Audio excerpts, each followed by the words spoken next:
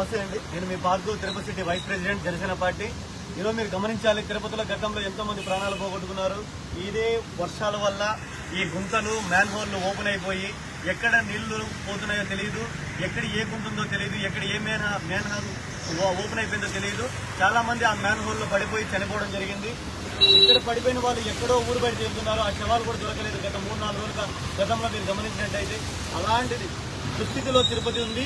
ఇక్కడ మేము చేసాము, అద్భుతం చేశాం, మేము ఇక్కడ మాయ చేసి మంత్రం చేసి మసిబూసి మారేడుగా చేశామని చెప్పినటువంటి వైసీపీ ప్రభుత్వం గమనించాలి.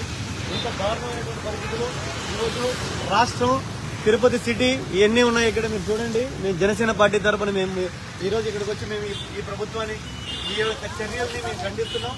వాళ్ళ యొక్క ప్రభుత్వం ఇక్కడ చూడ డ్రైనేజ్ మొత్తం మునిగిపోయి ఈరోజు పైప్ లైన్లన్నీ బయటకు వచ్చేస్తున్నాయి, నీళ్ళన్నీ బయటకు వస్తున్నాయి. ఇక్కడ పెద్ద గుంత ఉంది, ఇక్కడ చూడండి, ఇక్కడ వాటర్ అంతా పైకి పొంగుతుంది.